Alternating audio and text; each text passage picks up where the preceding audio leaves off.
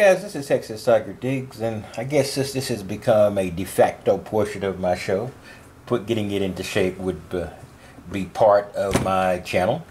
This is something that also might be of use to you. And I've told you before, I bend this thing or attempt to bend it. You know, this is the big one, the one that did not have issues with the grip tape. Now, this grip tape, more than one of you has said there's a potential to get the living daylights beat out of you with this, and I couldn't agree with you more. So what I do use is grip tape. Now, and this might have some utility according to what you need to use in when using in detecting. I guess you could use it on a slick or hard to grip digging tool, etc. Anyway, I really do like this stuff, and it leaves, if you notice here, it leaves very little adhesive sign on here. By the way, this is the old version of this. I bought this years ago, 3 years ago now, I think.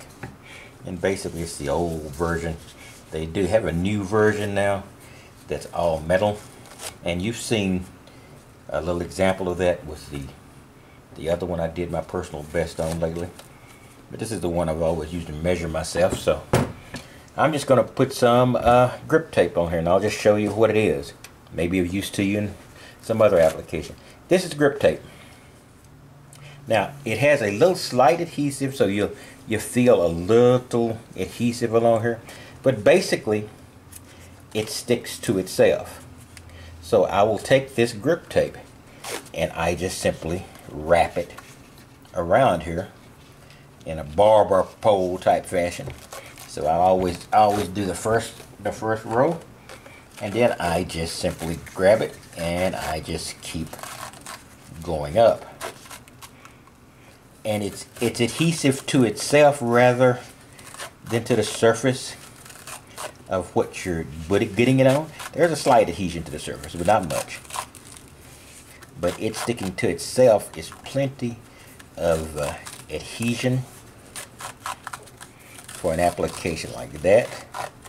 So if you were using something that requires holding on to something that could potentially knock your brains out like this could, this is not a bad little addition here. So now I can actually just tear this, but I couldn't because it's simpler. So now I have repaired my grip tape on here. Now this grip tape has been on here for 3 years, 2.5, 3 years now.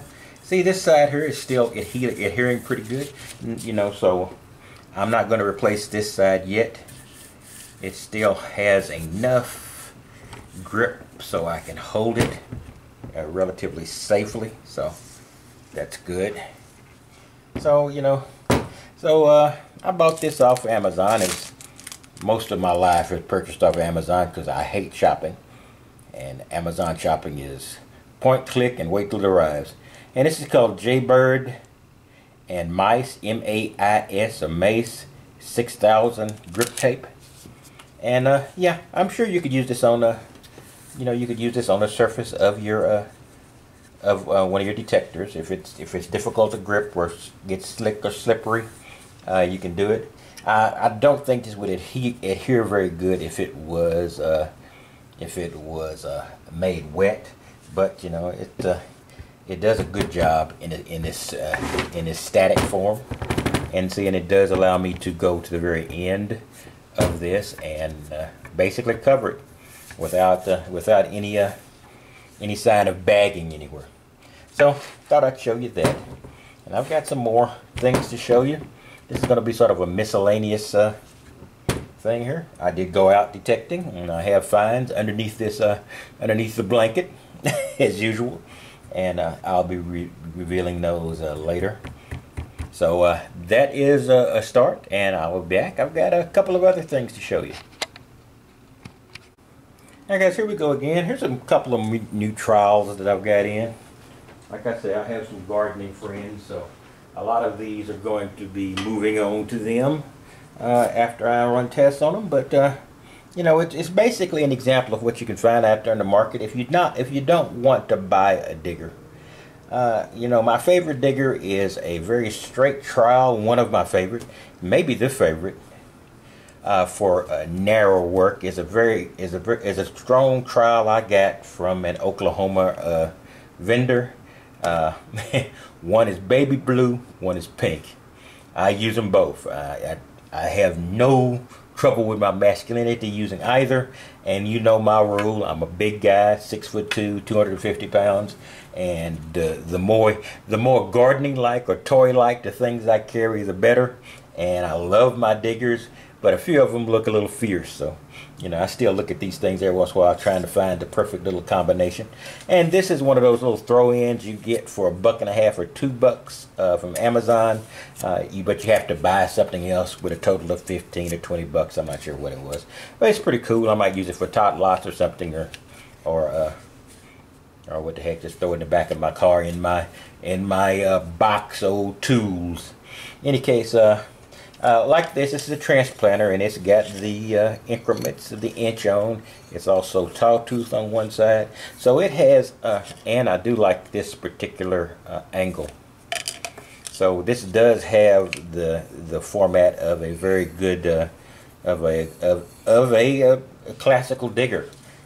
You know, it's not as good as the former tool I show you with the ergonomic handle, but you know, like I say, regifting will be occurring, and these are called Fiskars Big Grip. If you like them, you know, you might want to get these. You know, if you don't want to buy a traditional digging tool, I've got more than enough of those, as you know. But you know, it's just nice to try something new. And like I said, I'm going into when I go into new parks and things, I like to look as harmless as possible, because gentlemen of my size do not always, and ethnicity, do not always get the benefit of the doubt. So I need to, if they had one pink with Donald Ducks on it, I might carry it.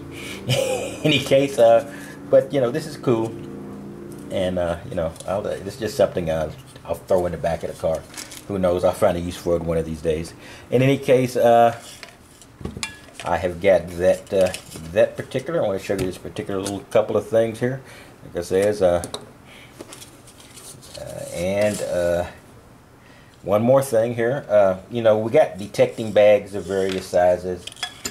In fact, part of my prize is a Garrett Finds pouch. It's a classical Finds pouch, but I think I may have shown this before, but I'm not sure. This is also got this from guess who? From Amazon, and it's a huge bag, and I do use this on occasion. If I'm going to use oversized tools, and you could even put one of the little Samson shovels in here, and they would go virtually unnoticed if you would like to do that. But this I think is my favorite big detecting bag for taking out, because I can put the world in here.